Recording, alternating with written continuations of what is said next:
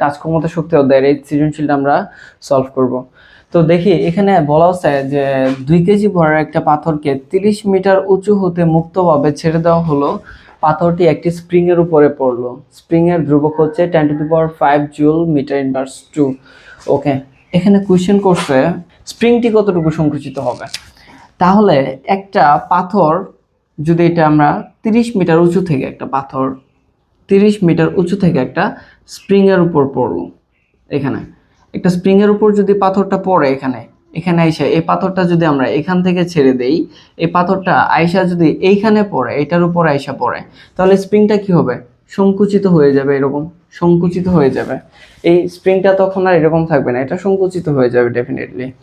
তাহলে এই স্প্রিং এর মধ্যে একটা বিভব শক্তি জমা হবে, অর্থাৎ পাথরের যেই শক্তিতে আইসা এটার উপর পড়বে, স্প্রিংটার উপরে পড়বে, সেটাই এখানে বিভব শক্তি হিসেবে জমা হবে। তো এই বিভব শক্তিটাকে আমরা ধরি ইপি। ইপি এস ধরলাম আমরা, অর্থাৎ স্প্রিং এর বিভব শক্তি। তাহলে স্প্রিংটি কতটুকু সংকুচিত হবে সেটার জন্য আমরা জানি স্প্রিং এর বিভব শক্তি সমান EP equals to half K X square, half K X square. তাহলে এখানে আমরা mgh অর্থাৎ বিভব শক্তি ইপি ইকুয়ালস টু আমরা কি জানি? বিভব শক্তি ইপি ইকুয়ালস টু হচ্ছে mgh, অর্থাৎ এখানে আমরা ইপি এর পরিবর্তে লিখতে পারি mgh equals to half K X square. তাহলে এখানে বস্তুর ভর কত? বস্তুর ভর দেওয়া আছে m ইকুয়ালস টু 2 কেজি। এই বস্তুটা 2 কেজি ভরের একটা বস্তু, 2 কেজি ভরের একটা বস্তু বলছে, 2 কেজি ভরের একটা বস্তু 30 মিটার উঁচু হতে, অর্থাৎ উচ্চতা দেওয়া আছে 30 মিটার, উচ্চতা হচ্ছে 30 মিটার। তাহলে মান বসিয়ে দিই আমরা, আর জি এর মান হচ্ছে 9.8 পাওয়া যায়। তাহলে লাগে স্প্রিং এর সংকুচিত দৈর্ঘ্য, তার মানে এক্স এর মান লাগে। তাহলে এই 2টা এপাশে চলে আসবে, 2gh equals to half K X square. তাহলে সুতরাং এক্স ইকুয়ালস টু আমরা লিখতে পারি √2gh ডিভাইডেড বাই এই এক্সটা, এই কেটা এপাশে চলে আসলো, তাহলে এটা লিখতে পারি এক্স ইকুয়ালস টু। এখন আমরা যদি মানগুলো বসিয়ে দেই, 2 ইন্টু জি এর মান হচ্ছে 9.8 ইন্টু এইচ এর মান হচ্ছে 30 মিটার অর্থাৎ 30, আর কে হচ্ছে স্প্রিং ধ্রুবক। স্প্রিং ধ্রুবক এটাই হচ্ছে কে এর মান, অর্থাৎ স্প্রিং ধ্রুবক কে। তাহলে কে এর মান হচ্ছে 10⁵। ঠিক ক্যালকুলেশন করলে আসতেছে, ক্যালকুলেটরটা কোথায়? এটা ক্যালকুলেশন করলে আসতেছে 0.7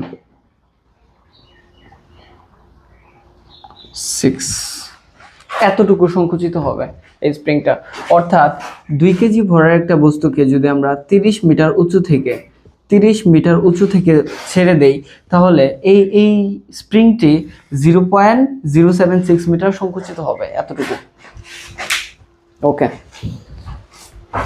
এরপরের কোশ্চেনটা হচ্ছে পাথরটি ছেড়ে দেওয়ার, অর্থাৎ 2 কেজি ভরের পাথরটা 30 মিটার উঁচু থেকে ছেড়ে দেওয়ার পর পূর্ব মুহূর্তে মোট যান্ত্রিক শক্তি, ছেড়ে দেওয়ার পূর্ব মুহূর্তে মোট যান্ত্রিক শক্তি এবং ছেড়ে দেওয়ার 2 সেকেন্ড পরে মোট যান্ত্রিক শক্তি সমান হবে কিনা। তাহলে পাথরটা এখানে আছে, 2 কেজি ভরের একটা পাথর, এটা হচ্ছে 30 মিটার উঁচু থেকে ছেড়ে দেব আমরা, মোট উচ্চতা হচ্ছে 30 মিটার, 30 মিটার। এখন বলছে ছেড়ে দেওয়ার পূর্ব মুহূর্তে, তার মানে এই অবস্থানে পাথরটার যান্ত্রিক শক্তি এবং ছেড়ে দেওয়ার 2 সেকেন্ড পর কতটুকু আসবে আমরা জানি না, ধরলাম এই উচ্চতায় আসলো, এই বিন্দুতে আসলো, এটাকে যদি আমরা এ বিন্দু ধরি, তাহলে এটা ধরি আমরা বি বিন্দুতে আসলো, অর্থাৎ পাথরটা এ থেকে বি বিন্দুতে আসলো 2 সেকেন্ড সময়ে। এখন এ বিন্দুতে বিভব শক্তি, মোট যান্ত্রিক শক্তি এবং বি বিন্দুতে মোট যান্ত্রিক শক্তি সমান কিনা, এটাই আমাদেরকে বের করতে হবে।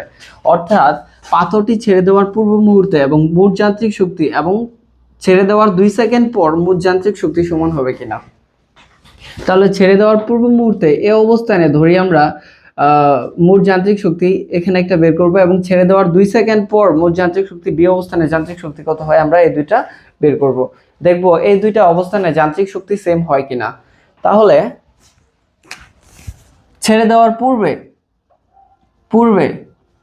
পূর্বে আমরা বিভব শক্তি বের করি, ইপি ইকুয়ালস টু mgh। ওকে, তাহলে বস্তুটার ভর হচ্ছে 2 কেজি, অর্থাৎ ভর হচ্ছে 2 কেজি। 2 ইন্টু জি হচ্ছে 9.8 ইন্টু এইচ হচ্ছে 30 মিটার উচ্চতা হতে ছেড়ে দেওয়া হয়েছে, তাহলে এমজিএইচ 30 মিটার।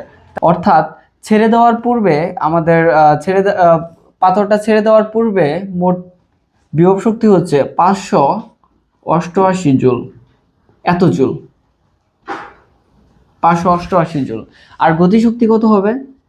ইকে ইকুয়ালস টু আমরা জানি হাফ এম ভি স্কোয়ার।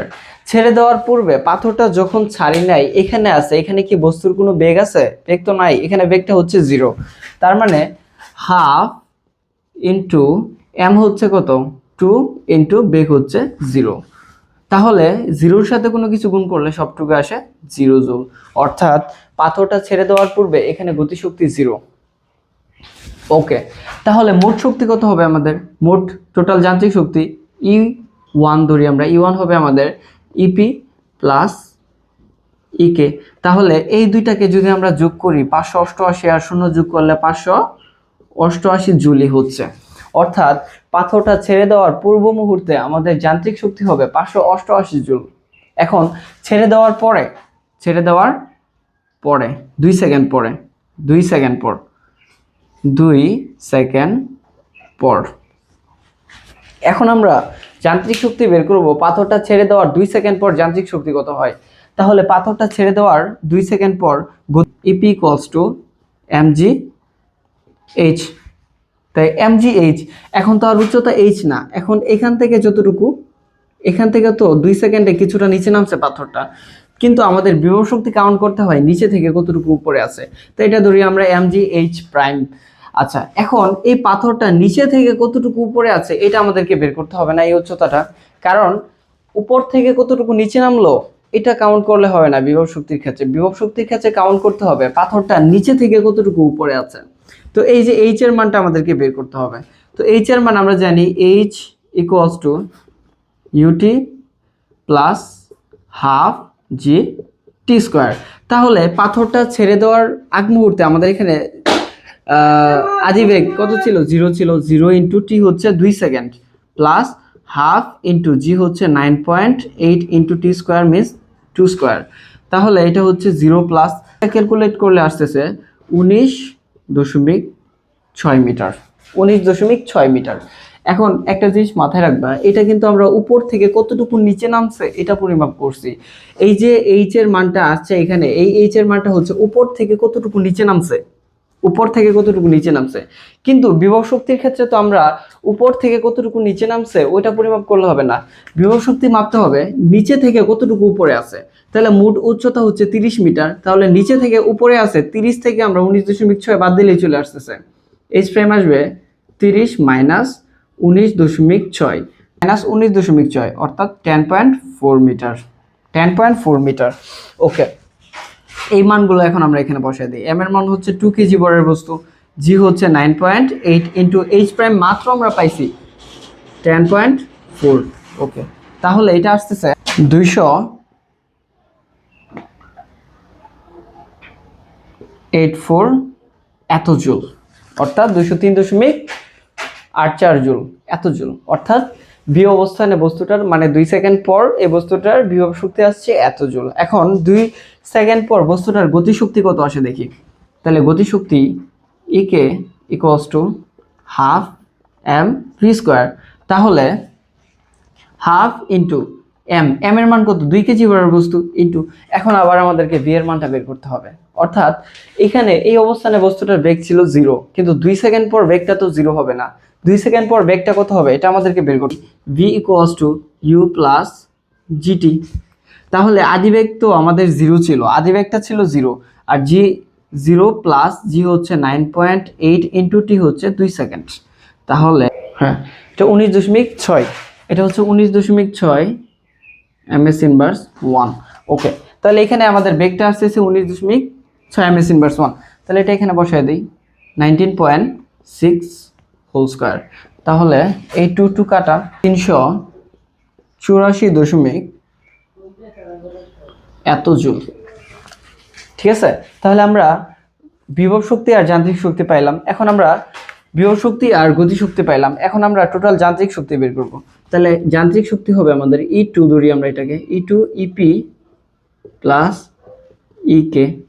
তাহলে এখানে আসছে আমাদের কত, 203.84 প্লাস এখানে হচ্ছে 384.16। তাহলে এই দুইটা যোগ করলে আসতেছে 588 জুল। তাহলে আমরা দেখলাম যে বস্তুটা ছেড়ে দেওয়ার পূর্বে, অর্থাৎ পাথরটি ছেড়ে দেওয়ার পূর্বে মোট যান্ত্রিক শক্তি এবং পরে মোট যান্ত্রিক শক্তি সেম। এখন আরেকবার একটু বিষয়টা একটু বুঝো ভালোভাবে, যে আমাদেরকে বলছে 2 কেজি ভরের একটা পাথরকে 30 মিটার উচ্চতা হতে ছেড়ে দেওয়া হইলো।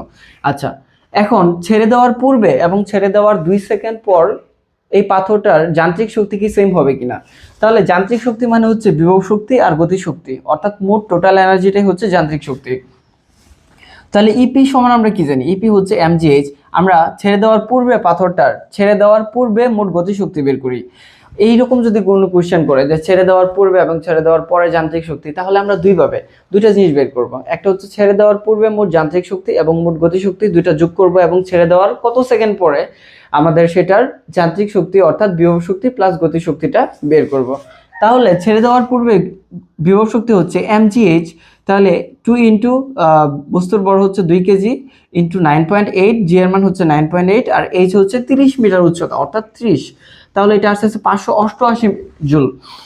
এখন গতিশক্তি বের করবো আমরা, হাফ এম ভি স্কোয়ার। এখানে এই অবস্থানে বস্তুর বেগ কত হয়, একটা পরন্ত বস্তুর আদিবেগ কত, 0। তাহলে 0-র সাথে সবকিছু গুণ দিলে 0 হয়ে যায়, অর্থাৎ এটা হচ্ছে 0 জুল। তাহলে মোট টোটাল যান্ত্রিক শক্তি কত হবে আমাদের, এই তো দুইটা যোগ করলে আসতেছে 588 জুল। এখন আমরা দেখব পাথরটা ছেড়ে দেওয়ার 2 সেকেন্ড পর মোট যান্ত্রিক শক্তি কত আসে। তাহলে ছেড়ে দেওয়ার পর EP equals to mgh prime ধরলাম আমরা।